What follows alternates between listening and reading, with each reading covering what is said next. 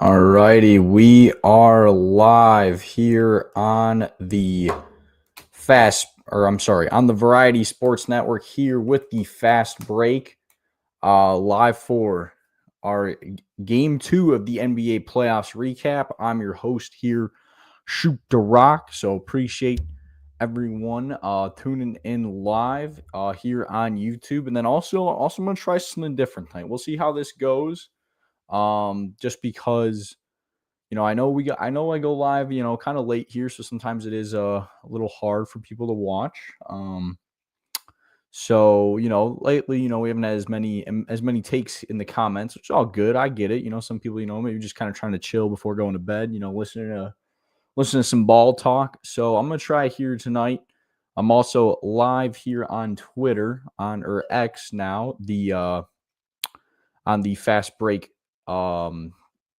spaces. So kind of if people want to call in and drop their takes, rather than chatting them, however, feel free to drop them in the chat too. That makes it easier a little bit for me to, kind of know what game or what takes, you kind of have here to talk about. So we're going to try that tonight, kind of see how it goes. I know it was like Worldwide Wob, who's a pretty big NBA account. He used to kind of do something like this back in the day. So that's what kind of motivated me here to try this. So we're going to start, and I will put that here. Drop your game 2 takes in the comments. So we're going to start here with the games from Monday and kind of work our way through here. Then Tuesday's games, then even tonight's games here. Warriors, Rockets is still going on. However, it looks like Houston's probably going to take that one. So starting with game 2 between the Pistons and the Knicks back on Monday. The Pistons steal one in the Garden, 100-94, evening up that series. 1-1 heading back to Detroit. It was the Pistons' first postseason win in 17 years. They hadn't won a postseason game since 2008. As their last couple of times back in kind of the Blake Griffin, DeAndre Jordan era, when they went to the playoffs in 8 seed, they've been swept. They never actually won a game. So they finally now have a win with this regime. Like I said, it's one of the better stories here in the NBA this year. It hasn't really been talked about much. I feel like I've tried to show it some love, but they were the team that a year ago, just that massive losing streak, only won 14 games, and now here they are winning a playoff game in Madison Square Garden. And they were led by, the guy who's going to have to do it if they're going to win this series, and that's Cade Cunningham. 33 points from him on 11 of 21 shooting, as well as 12 rebounds. So he was scoring, but he also was grabbing some boards, contributing more than just on the offensive side. And then it was a big game from Dennis Schroeder off the bench as well, 20 points for him, including 3 of 5 from beyond the arc. So that was really big there. Tobias Harris, he's also played, sneaky kind of well in this series, kind of an underrated player. I know he's a bit of a meme past couple of years after, kind of the Jimmy Butler, Tobias Harris over me, not being able to believe that Philly hung on to Harris, and then, just kind of the contract here that Harris has made. So it's kind of good to see, a veteran guy like him who's been there before, stepping up and kind of leading these young guys in Detroit. That's been very big for them to have some guy who's been there, not all these guys, first time in the playoffs, have someone who has experience. That's been big. Kind of looking at some other guys. Jalen Duren played a lot better. He had 12 points, was still a -8, but at least kind of held his own a little bit more, as well as grabbing 13 rebounds. So a nice double-double from him, as well as, 3 blocks protecting the rim there. And then just kind of looking out. Other than that, really wasn't anything super notable. I mean, Asar Thompson had 5 points, but did foul out, 5 rebounds. He was a plus player though. Him, Harris, and Cunningham were the 3+ players there. And Paul Reed off the bench actually was a +13. He was the highest plus-minus anyone on Detroit. 6 points for him in that one. On the Knicks side, it really just was kind of late game execution here. Like, I felt like they had some good looks to tie this game up, and they just could not get them to drop. So that's really what cost them. Jalen Brunson did go for 37. I mean, guy's ridiculous. That's going to happen. Like, he's unguardable almost at this point. But it happened on 27 shots. Like, it took him 27 shots, score 37 points. He was a minus in the game. So, not the greatest game from him. And then just kind of looking like that, we had score for the Knicks was in double digits. Bridges with the 19, OG Anunoby with 10, Karl Anthony Towns with 10, Josh Hart with 10. Like I said, they very easily could have won this game, but it was just kind of the fourth quarter. I felt like they just didn't execute. Like, it had some shots down the stretch, chance to win it, and just could not buy a bucket. So, it's now they lose home court, the Knicks, in this series. Now if the Pistons are just able to take care of business, win all their games at home, then they'd be advancing. Great. We'll see if that happens. Like I said, a team that, while they do have some veterans, it's mainly guys who are first time here in the playoffs. So we'll see, is this moment at home going to be too big for them, especially, coming off this big, emotional win. Like I said, first playoff win in 17 years for the organization. But I'm excited for that game tomorrow night on TNT. So that should be a good one. So moving on to the other game from Monday, we had some really good games here on Monday. Like I said, for any of those of you just joining in, either feel free to drop your takes here on the chat on YouTube, or if you want to call in, got some takes here on the Twitter space, feel free to just request to speak, and I can get you in here. So the Clippers with a 105-102 win over the Nuggets. Also evening that series at one game apiece. So that should, this series has been the best game so far. I talked about it on Sunday night, how just great that game one was, how, Russell Westbrook made some winning plays, great. And he also made some losing plays, but that's the Russell Westbrook experience. But then here, now the Clippers, they will bounce back and steal it in game two. And just another one that went right down to the wire. Like, the Nuggets very easily could have won this game, but there was some just, mistakes they made. For example, Aaron Gordon missed a dunk kind of in the final minutes that the Nuggets are down 3 here at the end, where they're looking for a 3 to tie the game, as opposed to if he just makes a dunk because he was wide open, then they just need a basket to win the game. They could have, had a different look drawn up kind of thing. So that really just played a big difference in this game. They had a couple turnovers as well. So this was a game where, you're kind of be kicking yourself through the Nuggets if you lose a series, because this game was very winnable. But you got to give a shout out to Kawhi Leonard. Kawhi Leonard this postseason has been playing like, prime Toronto Raptors Kawhi Leonard, when he put that team, on his back to bring them their first title in franchise history. 39 points for him in this one on 19 shots, 4 of 7 from beyond the arc. Like, he was just getting his points kind of any way he wanted. It was just really easy for him. And, he's a lot of fun to watch when he's healthy and scoring just like that. Harden was second leading scorer once again, but only 18. So that took, a little bit off his plate, having Kawhi, play as well as he did, scoring the ball, as Harden didn't have to score as much as he did in game one. Also 7 assists for Harden. So it allowed him to be a bit more of a distributor. He also shot the ball pretty well from beyond the arc, 4 of 11. So not too shabby there. Ivica Zubac, 16 points, 12 rebounds for him, and actually was a +3 in this game. So definitely a better game from him. Like I said, it's actually been really fun watching him and Nikola Jokic battle. I think Zubac has done a better job kind of holding his own than I really expected him to in this one. So that's going to be a big factor for the Clippers in this series. If he can continue to do that, then I like their chances. As kind of a way to at least slow down. I don't really know if you ever slow down, but at least make things a little bit more difficult for Jokic than it usually would be. Shouting a couple guys out here too. Norman Powell, 13 points again for him. Pretty solid game, 2 of 4 from beyond the arc, so hitting big shots when he was called upon. And then Batum and Derek Jones also with 6 points off the bench. So a lot of guys here contributing for the Clippers in this one. Looking at the Nuggets side, like I said, 26 points from Jokic. Honestly, I guess that's I'd consider that slowing him down a little bit. He scored 30 plus the first game, I believe, but still had a triple double. Like, he just affects the game in every way. It's pretty remarkable. Also shot 4 of 8 from 3. Like, when you have a 7-footer like that, just stroking it from beyond the arc, it's going to be really, really tough to stop him. And then Jamal Murray, 23 points for him as well. Nice little Batman Robin duo there from those two in this game.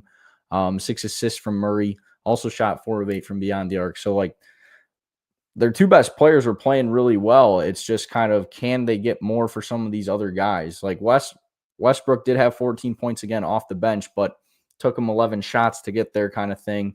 Also was a -7, the lowest plus minus of any player here on Denver. Aaron Gordon and Michael Porter Jr. were in double digits, so definitely a better game from Porter Jr. as he was kind of non-existent in game one a little bit. But Aaron Gordon, like I said, really should have had 16. He just missed a wide open dunk late in that game that I really kind of think did cost the Clippers this game. So that's something in the future. They're going to have to, that just can't happen. That just can't happen here in the postseason. So this, like I said, this series should be really good. I'm really hoping this one goes 7. It was my pick before the series for it to go 7. And I'm still riding with that. Like I said, both these games really could have gone either way in favor of both teams. So I'm excited for this series to switch to LA here now. First playoff games at the Intuit Dome. See the Wall in action. That should be really exciting. Granted, this series is on NBA TV tomorrow, which drives me nuts. I'm going on a bit of a scheduling rant. I do these occasionally. Why are there playoff games on NBA TV? I don't understand. I just really don't understand why ESPN and TNT can't broadcast on the same night. Granted, I get now it's difficult because the NHL is also on ESPN and TNT. Granted, we won't have that issue next year when the NBA is off TNT, sadly. But I just don't understand how the NBA TV game couldn't be on a TBS or even a true TV like it is for March Madness, because that at least comes in your normal cable package, which I don't know if people actually get cable still in 2025, but that comes in your normal cable package as opposed to having to pay for this extra sports package to get NBA TV, which honestly is just really hard to find. So yeah, I don't know why they can't just do TNT and TBS like the NHL does, or do if TNT has the doubleheader like they do most nights, then one game is on ESPN. Heck, it could even be on ESPN2 like the NHL does as well. So it's just interesting to me that they don't utilize all the networks they have. And granted, I get tomorrow and Friday is difficult because of the NFL draft, and that takes up a lot of slots on the ESPN networks. But the fact this next series that we're getting into here, Pacers Bucks on Friday, they're playing on ESPNU. How do we have a playoff game on ESPNU? The NBA is wondering why their viewership is down. Granted, I did see that this actually was the most viewed first weekend of the playoffs in a while, but I don't know. I just feel like if you value your product as a league, it shouldn't be put on, this first tier product, sports product, the NBA playoffs. It shouldn't be broadcast on third tier networks like NBA TVs. But it's not really, doesn't really matter. All of us kind of sickos that I'm assuming if you're up here at 11:02 Central Time, past midnight Eastern now here on the East Coast. If you're up listening to basketball podcasts at this time, I got to think you're a basketball sicko. You're watching these games anyways. So now moving on to Tuesday, we got game 2 between Indiana and Milwaukee, and the Pacers took this one 123-115 to take a 2-0 series lead in that one, now flipping back to Milwaukee. And the Bucks did make this one close. They didn't roll over like they did in game 1, but I don't know. This was one where once again, just the Pacers really just felt in control. The Bucks never led in this game. Looking at this game chart here, actually, no, I don't want to share this. I could share it actually. Let's see. For those of you watching, see, this is another reason incentivizes you to watch on YouTube. Let me show you this game chart. You can kind of see it. It's smaller, but looking in the middle there, the Pacers, the blue line never trailed. Blue line never drops below the gray line. So they led wire to wire despite it being a closer game. And great, now I'm gonna run into this. Let me turn that off for today. There we go. I think that should keep it going. All right, there we go. So yeah, Pacers win this one 123-115, leading wire to wire. And Dame did play. Dame did play for the Bucks in this one, so gave them a bit more of a chance. Like I said, I think that's a big reason why it was close. But once again, they just start down big. They get 40 points in the first quarter. Milwaukee needs to have a bit more defensive intensity here if they're going to win some of these games. We got a comment here from Talk Sports with Peter. Shout out my man Peter, big CBB guy. Great follow on Twitter. And he says, haven't watched the NBA in almost 2 years now, but I will say, give me the Pistons in the finals. So going back to that last series, he likes what he's seeing from Cade and the Pistons. You know what? I wouldn't hate it. I'm not gonna pick that to happen, but I wouldn't mind seeing that. So once again, it was Giannis dominating with 34 points from Milwaukee, and Bobby Portis actually a really good game. 28 points off the bench, 6 of 11 from beyond the arc. Also had 12 rebounds, so a double-double for him. But so Giannis had a little bit more help than he did in game one. Kyle Kuzma actually scored. He scored 12 points as opposed to just running, but once again, 0 of 3 from beyond the arc and was a -7 in the game.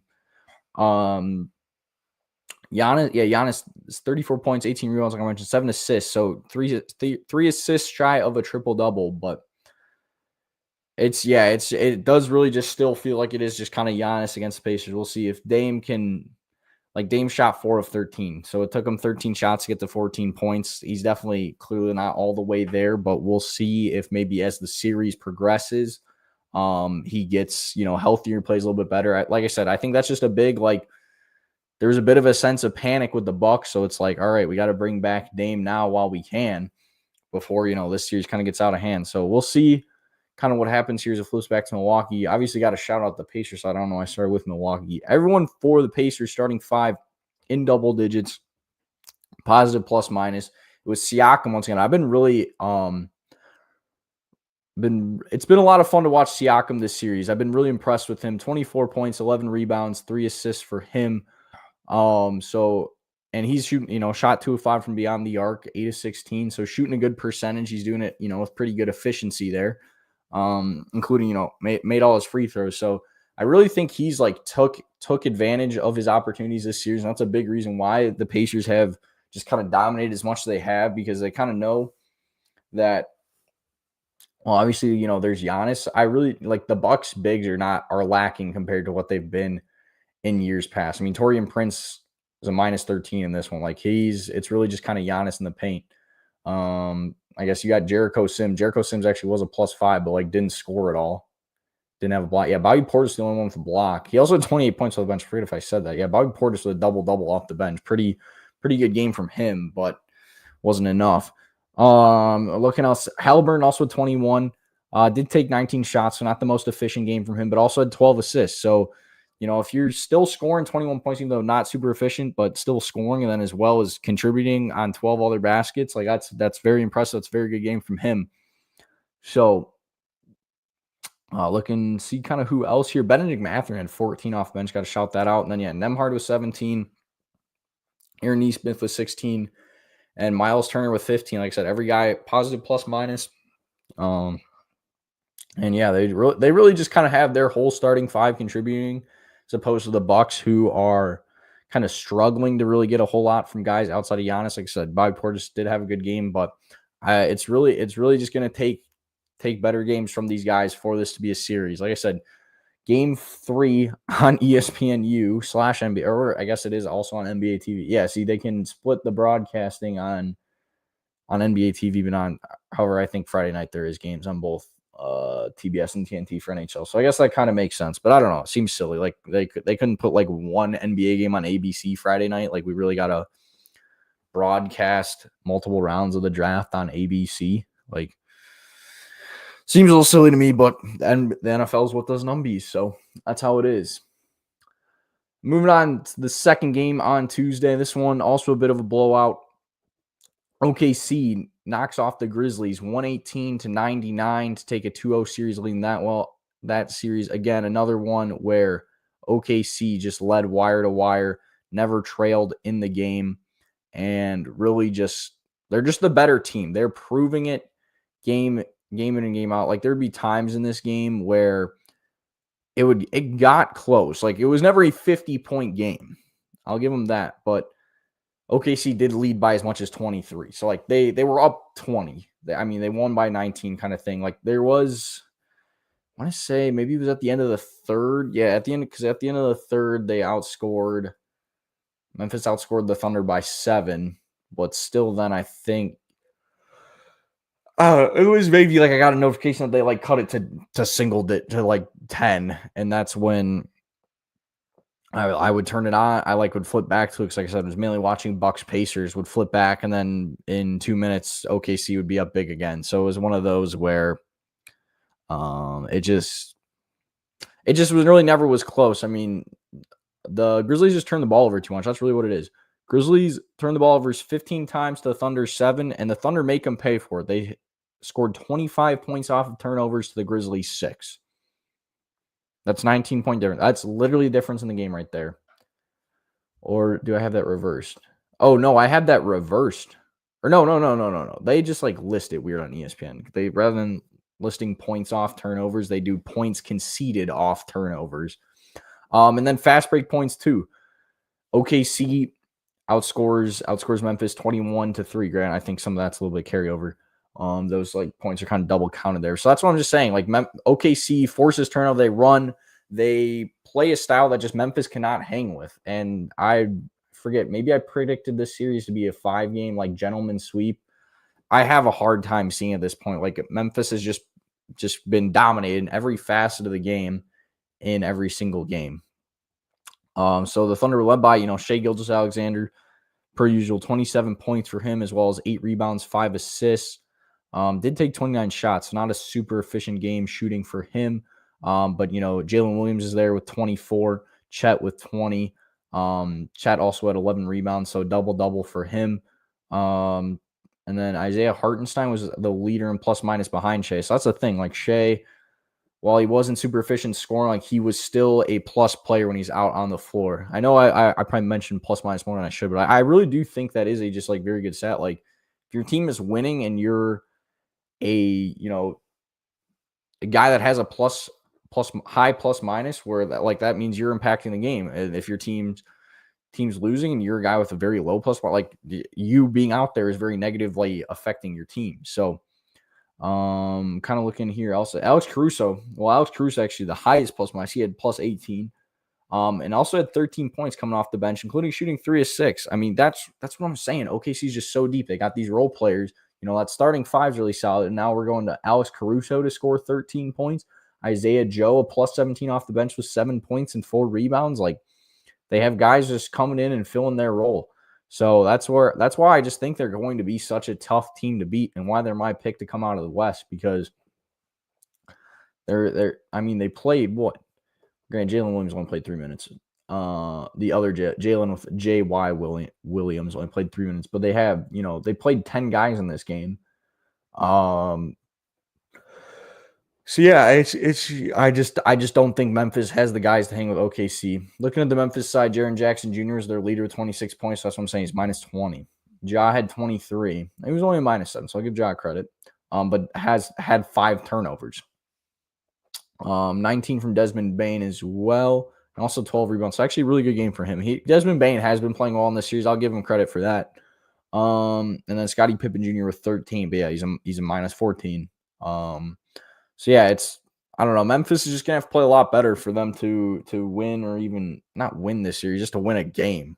I think, and I don't know, maybe things will flip a little bit heading back to Memphis, where they'll be able to use that home crowd to kind of get them geared up a little bit more, get them playing a little bit better. But I don't know. We'll have to see. I'm not super confident in that happening right now. And moving on to the final game from Tuesday, my Lakers even up the series with Minnesota, 94-85 victory. So we're now tied 1-1 heading back to Minnesota for Game 3 on Friday night. And the Lakers just did the reverse of what Minnesota did to them. Rather than Minnesota jumping out all over the Lakers like in Game 1, Lakers jumped out all over Minnesota this game. 34-15 they led at the end of the first quarter. Granted, it started to get a little dicey. I mean, the Lakers only scored 13 points in the first quarter. As hot as they were to start, they were really cold.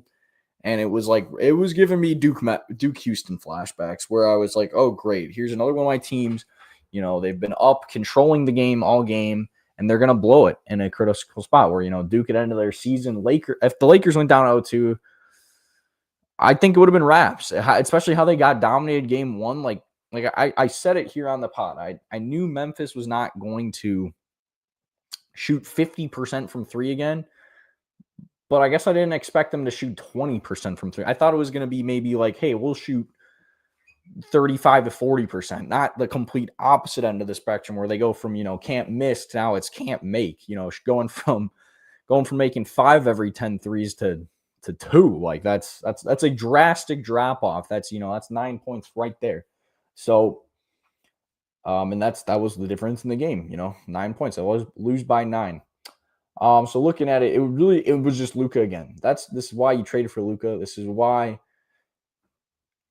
I it just dumbfounds me that Dallas traded him, because he's just that talented. He was every time was going to get a pick and roll on Rudy Gobert, and where they'd run the pick, they'd get Luka, get Rudy on him, and it was barbecue chicken. He was taking him to the paint, and it was like Rudy was on ice skates trying to guard Luka. As he finished with 31 points once again. Didn't shoot great from beyond the arc. I didn't have him making threes in my parlay, but that's what I'm saying. He didn't need to shoot threes. He shot 2 of 8 from 3, but it was just way easier for him to get to the basket. So he shot 2 of 8 from 3. That means he shot 7 of 12 from inside the 3-point arc, as well as going 11-11 from the line. Also had 12 rebounds and 9 assists. So he's 1 assist shy of a triple-double on top of scoring 31 points and just scoring at will. He's just such a fun player to watch, man. He's going to be a problem for so long, and why I'm really excited for this Lakers team, even if, this year doesn't go super far. LeBron, that's what I'm saying. LeBron isn't even the first, thought or the first guy mentioned when I'm talking about these Lakers team. LeBron with 21 points, 11 rebounds. Just kind of casual game for him, but it was a good game. It's +9. Like I said, positive plus-minus player. And then Austin Reeves was 16 as well, +8. Austin Reeves shot terrible from 3. 6 from 3. Great. The Lakers didn't shoot well from 3 either. Both teams shot 20% from 3 in this game. That's why it was a 94-85 final score, as opposed to game 1 that was, I guess game 1 wasn't as high scoring as I thought. 117-95. I don't know why I was thinking Memphis had 130. I guess that's just how well they shot. I thought they did. And then Jackson Hayes, 2 points again. That's what I'm saying. That's really just the big downside of this Lakers team, is just the lack of big men and big man depth. Grant Hayes only plays 9 minutes. It really ended up being more Dorian Finney-Smith playing kind of like a small ball center role. He had 7 points off the bench, as well as 5 rebounds and a block. So solid game for him. And then Gabe Vincent came off the bench and stroked a couple threes, 2 of 4 from beyond the arc. That was literally all he did. I guess he did have a block.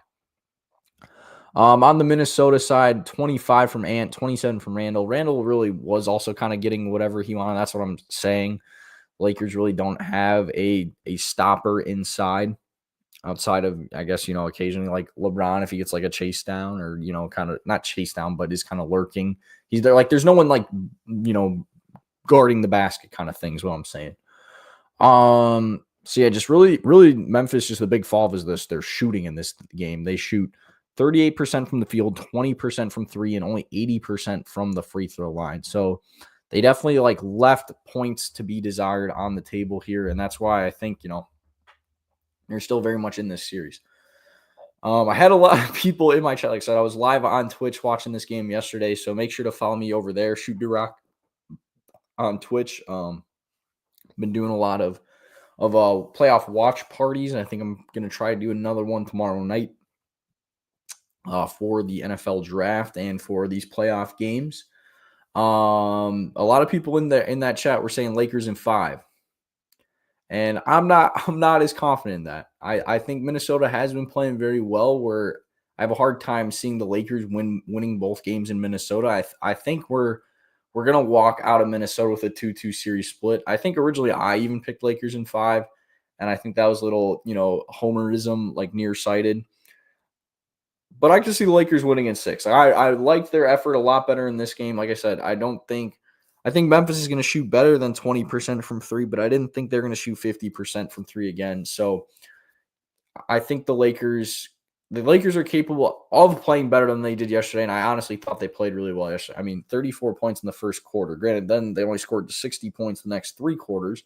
So you'd like to see, that, not that fourth quarter, they only scored 13 points. You don't want to see that kind of drop off. But if they can play a full 48, I like the Lakers to take at least one in Minnesota. Sorry, I'm yawning. That's the only downside of me doing these late, and especially kind of yapping. I I lose a lot of oxygen. But I'm going Lakers in 6 still. I think that's going to be my pick.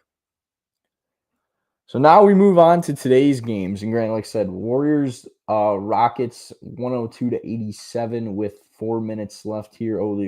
Houston just got a dunk, so now 104-87. So we'll see if that one. I feel like that one will probably like just be wrapping up.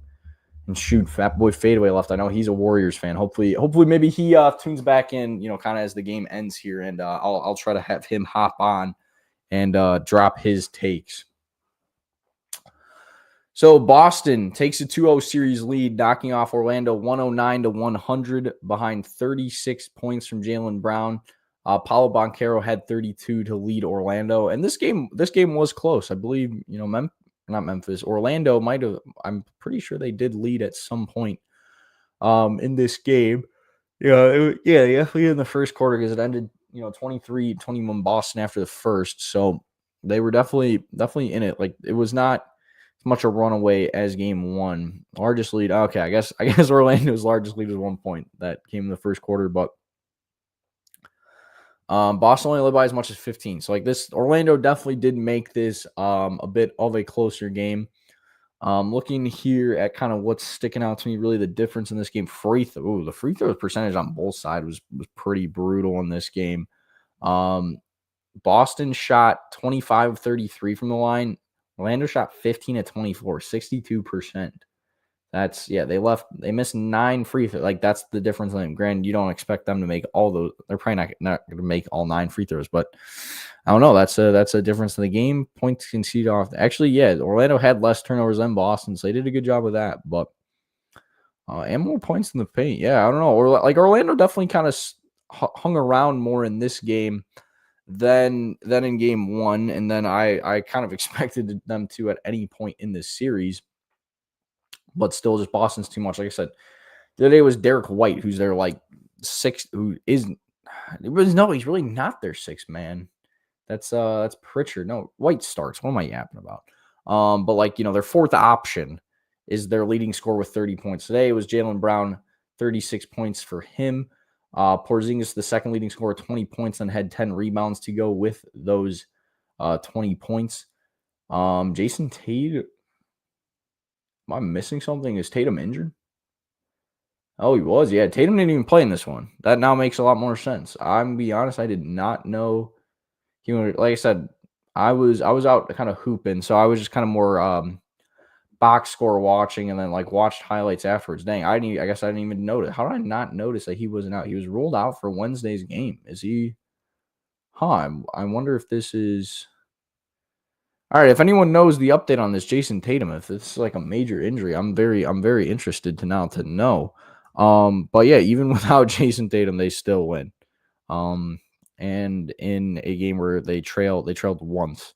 So let's see. He missed his first playoff game of his career.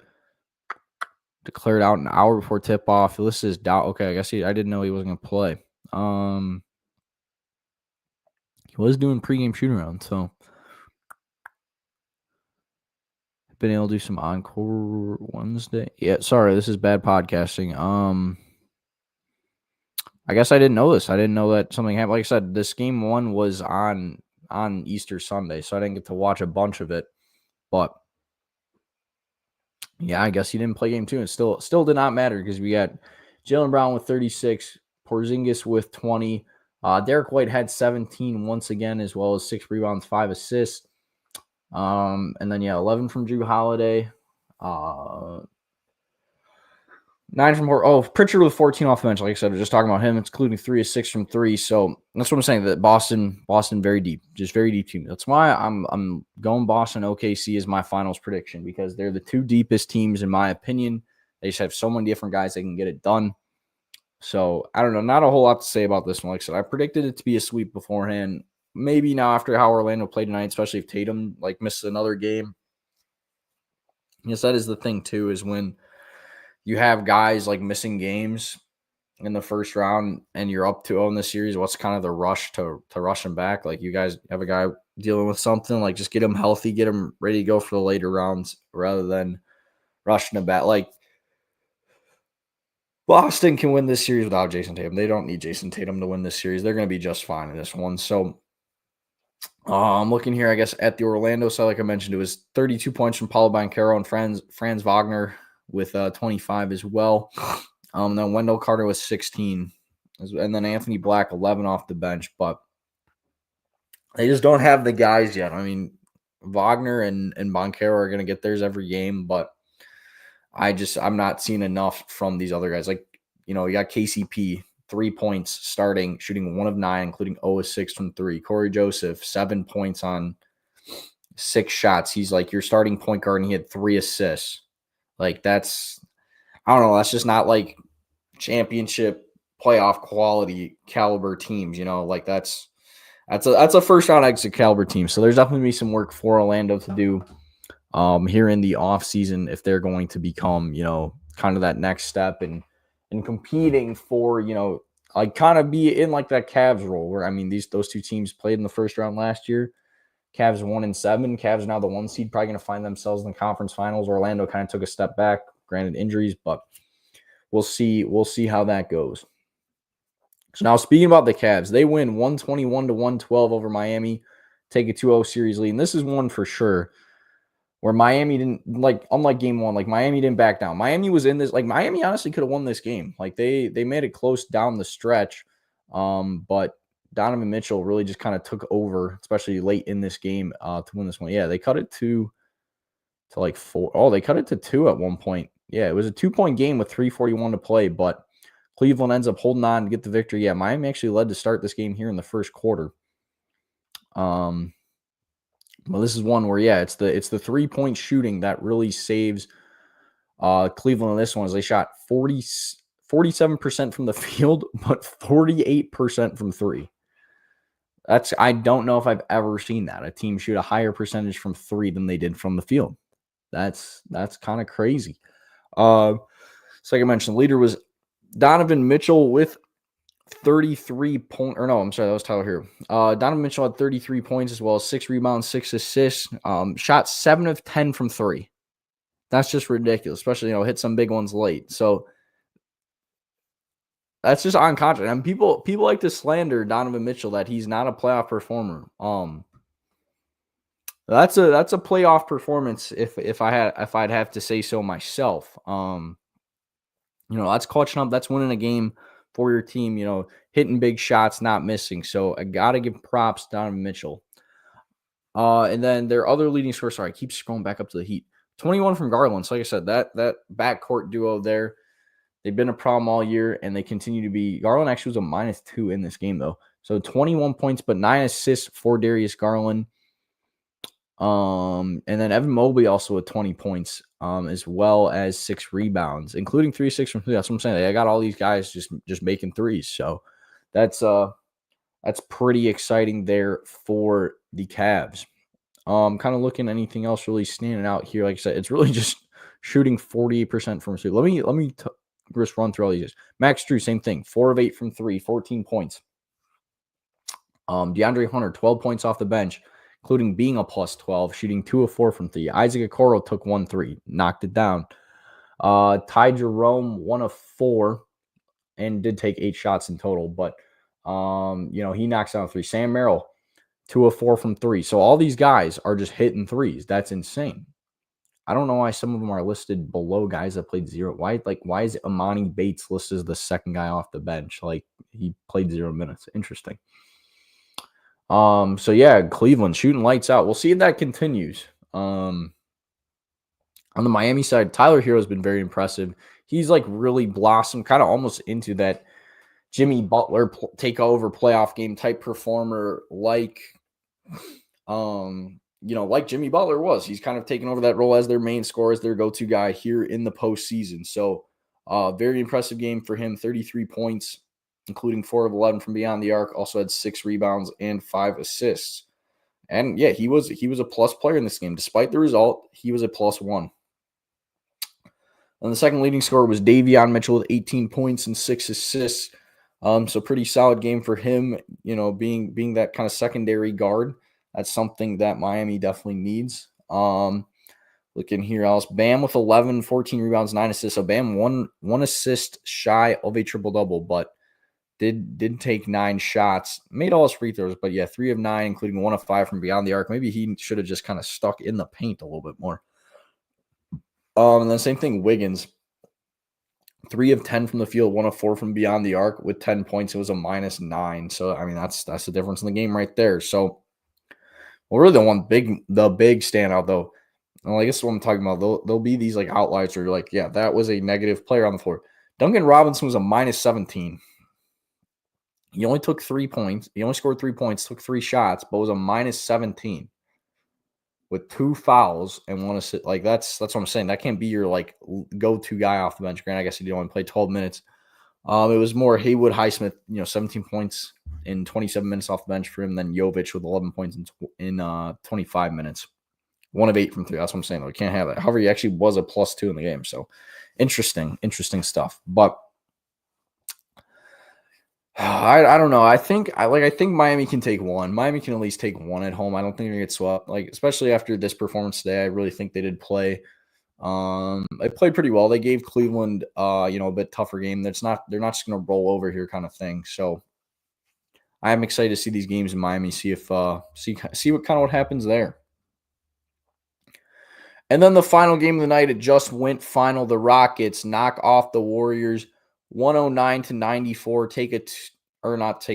even up the series, heading back to Golden State. So I am very, very excited for this one. I was really hoping this one would be a series. I'm definitely glad that Houston won tonight. Like I said, yeah, we don't have Fat Boy Fadeaway in here. Shoot, was hoping he'd stick around and talk some Warriors. I guess that's the tough part there with this being the last game of the night. It was Jalen Green though. He was the leader for the Rockets with 38 points.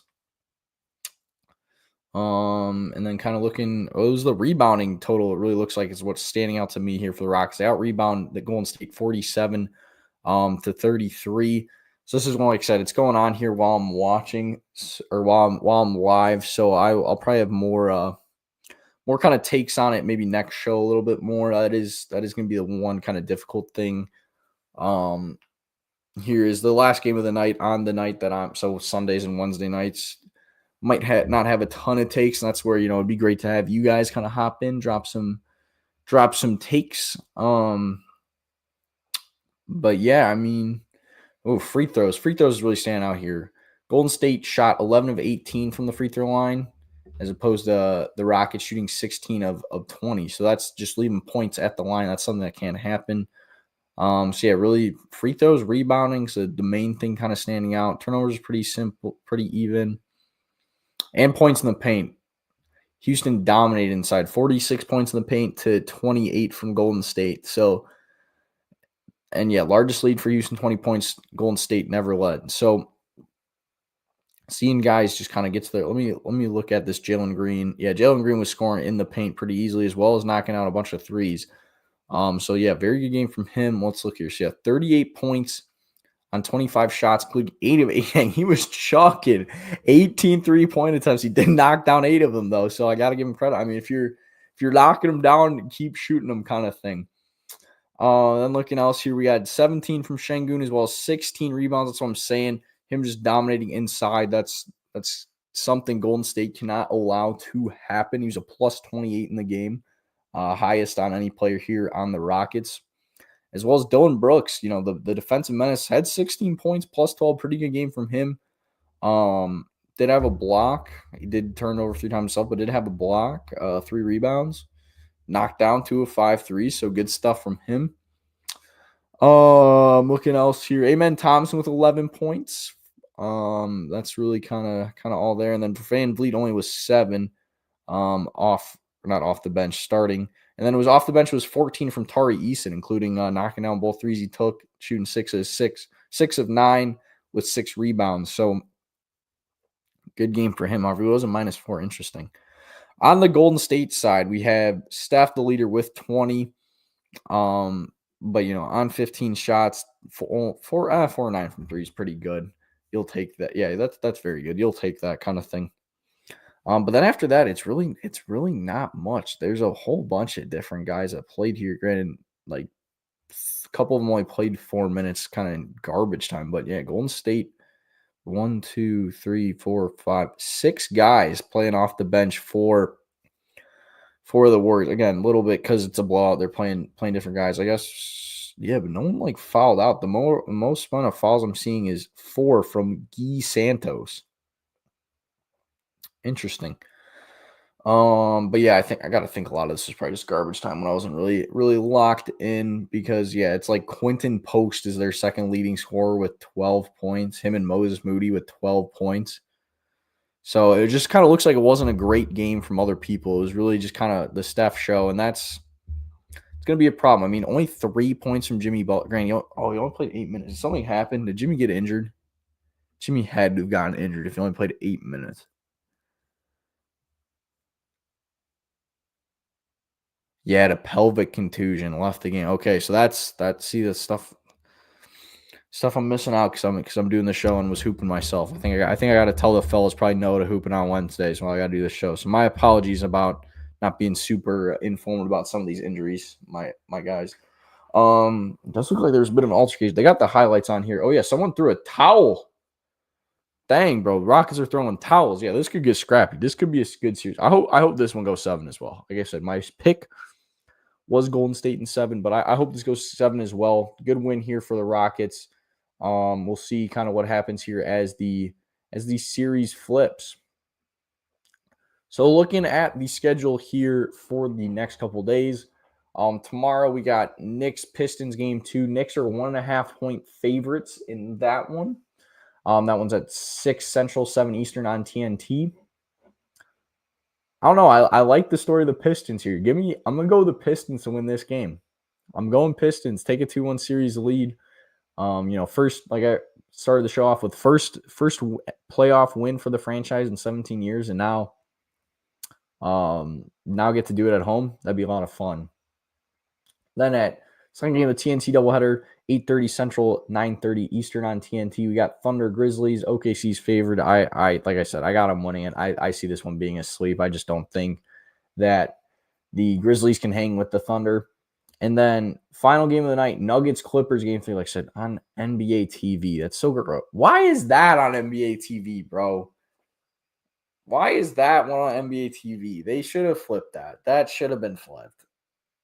That actually kind of drives me nuts. It should have been clipped. Like, if anything, just start the Knicks Pistons game at 6:30 and do a 6:30 and 9 TNT doubleheader, and then the 8th, then the Grizzlies could have played earlier too. You could have done like the Grizzlies game at like 7:30 on NBA TV as opposed to them playing a later tip. So, Clippers are favored by 5.5 in that one. I think I'm going to rock with the Clippers. I think now, like I said, first game at the Intuit Dome, I think it's going to be really loud there. And this pains me as a Lakers fan to be like so complimentary of the Clippers. But I think the fans are going to show out. So, and I think that could be the difference, especially how much both these games in the series could have gone either way. So give me the Clippers to take that one. Then on Friday, we got Celtics Magic to start the day on ESPN. Boston's favored by 5.5. Like I said, I'm being square, but I'm probably gonna go with Boston here. And then, or actually, wait, I should post this here. Drop your game 3 predictions as well. With me doing it, because now that's what we're talking about. Game 3s. Moving on to game 3s instead of game 2. Or if you're here on the Twitter space, I'd love to kind of talk some more ball. Hear your guys' picks. Then at 7 on ESPNU/NBA TV, I went on about that earlier. I thought it was pretty gross that's happening, but so be it. Bucks are 4.5 point favorites. I don't know. I just really haven't. I guess like they're saying because of home court, I haven't seen enough from Milwaukee for them to be worthy of being that high of a favorite. I'm going to go Pacers. Honestly, I'm going to go Pacers. I think the Pacers have been the better team the first 2 games. And I could see this being, at this point, I could see this being I think originally I said 7. I could see this being done at 5. I could see this being a gentleman's sweep. I'm going to go Pacers. And then game of the night, 8:30 on ESPN, 9:30 Eastern, Timberwolves Lakers. Minnesota's 3.5 point favorites. I'm riding with my guys, though. I think they come out hot again. I think Luka leads the Lakers and they win to take a 2-1 series lead. And then so what? There should be then two more game threes on Saturday, with Cavs Heat, and then the late game of Warriors Rockets. I guess that is the best game of the day, so that makes sense. And then no line out for Warriors Rockets yet since that just ended. Cavs are favored against the Heat. I think, you know what, honestly, I have more faith in the Heat winning at home than I do the Bucks after kind of how Miami played tonight, and that it took that kind of shooting performance from Cleveland to take it. But I will go Cavs. I think, like I said, I think that one probably is a gentleman's sweep too, where Cavs go up 3-0, Miami wins game 4, and then Cleveland closes it out. The other two games on Saturday, we got Thunder Grizzlies game 4 and Nuggets Clippers game 4. So there's a good chance I think we could be talking about. Well, that definitely won't be their. I mean, it physically can't be their matchup set. I think there's a good chance we're talking about OKC moving on to the second round here in the next show, live on Sunday night. So that's gonna wrap it up. That's all I got for this one. I appreciate everyone for watching, either if you're live here on YouTube, you're listening to the Twitter space. Didn't really get any callers, so I don't know if we'll do it again, but it was just something I wanted to at least try out, kind of see how it would go. Like I said, some of this stuff, it is a little bit difficult. I know I go late or live pretty late here, guys, but I just kind of thought that's the best case scenario for me to kind of be able to cover all the games, as well as, I don't want to step on the toes of anyone else's show here now that I am doing this this second show a week here on the Variety Sports Network, because we do have a lot of great other shows. If basketball is not your thing, feel free to check out Seventh Inning Stretch. Those guys do a great job. That's definitely probably my favorite baseball podcast out there right now. So props to those guys. That'll be live tomorrow night, or if you're listening here on Thursday, live tonight. But yeah, it's going to wrap it up. Make sure to subscribe here to the Variety Sports Network so you can know when all those shows are live. Like I said, I'll be live here every Sunday and Wednesday night throughout at least these first two rounds.